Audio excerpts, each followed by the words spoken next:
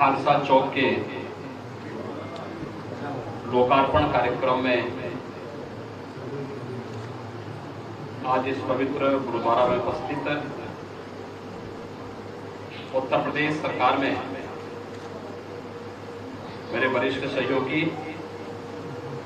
उप मुख्यमंत्री और इस क्षेत्र के लोकप्रिय विधायक श्री ब्रजेश पाठक जी,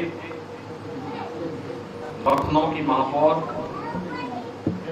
श्रीमती सुषमा कड़कवाल जी,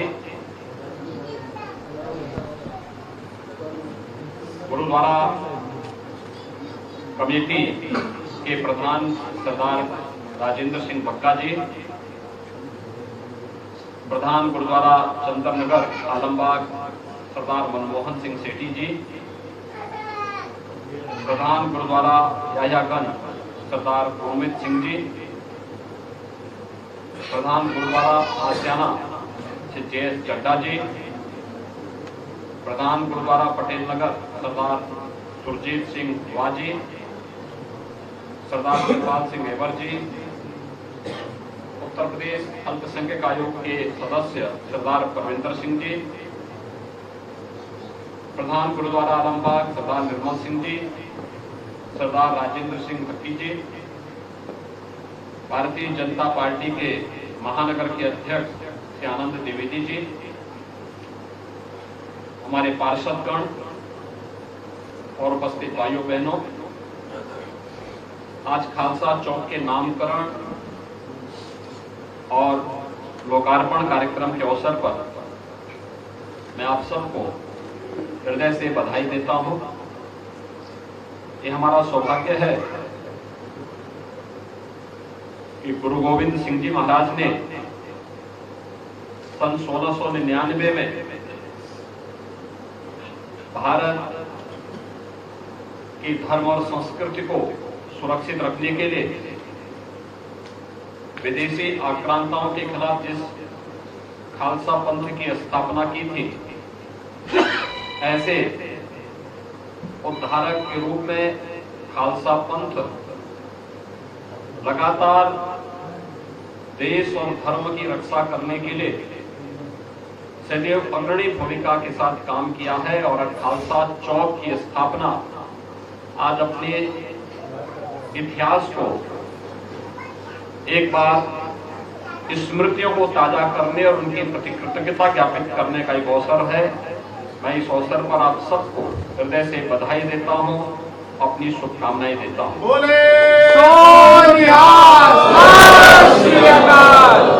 हम सब जानते हैं कि सिख कौम ने गुरु नानक देव जी से लेकर के अब तक देश और धर्म की रक्षा के लिए सदैव अग्रिम पंक्ति में खड़े होकर के अपना योगदान किया है। और अभी हमारे कुछ तिथियां ऐसी आने वाली हैं जिन पर हम लोगों को अनेक कार्यक्रमों में सहभागी बनने का अवसर प्राप्त होगा। बोले सोनिहाल।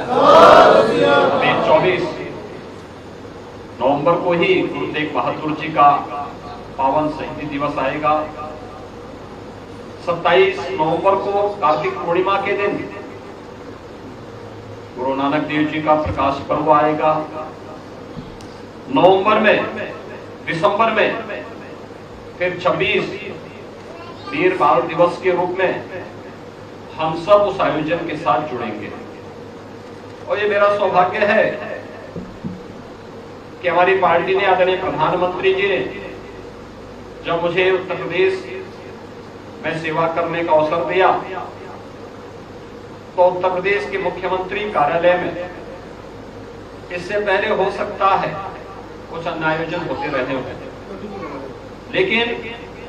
ये मेरे लिए सौभाग्य का विषय है कि मेरे मुख्यमंत्री कार्यकाल के दौरान कोई एक धार्मिक आयोजन वहां हो पाया। तो गुरु नानक देव जी के 550वें प्रकाश वर्ष के भव्य आयोजन को वहां पर आयोजित करने 2020 और 2021 में हम लोगों को साहिबजादा दिवस को वहां पर आयोजित करने का सौभाग्य प्राप्त हुआ। और जब कोई आयोजन होता है तो उसके परिणाम भी सामने आते हैं। 2022 में देश के यशस्वी प्रधानमंत्री जी ने गुरु गोविंद सिंह जी महाराज के 4 साहबजादों ने जिन्होंने इस हिंद के लिए अपने आप को बलिदान कर दिया था, उनकी स्मृतियों के प्रति कृतज्ञता ज्ञापित करने के लिए 26 दिसंबर की तिथि को वीर बाल दिवस के रूप में मान्यता देकर के साहबजादों के प्रति अपनी कृतज्ञता ज्ञापित भी की है। हम सबको अपने इतिहास पर गौरव की अनुभूति करनी चाहिए और वास्तव में सिख गुरुओं का त्याग, उनका बलिदान हम सबको इस मार्ग पर चलने की एक नई प्रेरणा प्रदान करता है। खालसा चौक का नामकरण और लोकार्पण का एक कार्यक्रम इसी श्रृंखला का हिस्सा है। नगर निगम लखनऊ को वर्तमान महापौर श्रीमती सुषमा खड़गवाल जी को, पूर्व महापौर श्रीमती संयुक्ता भाटिया जी को और यहाँ के लोकप्रिय विधायक श्री ब्रजेश पाठक जी को,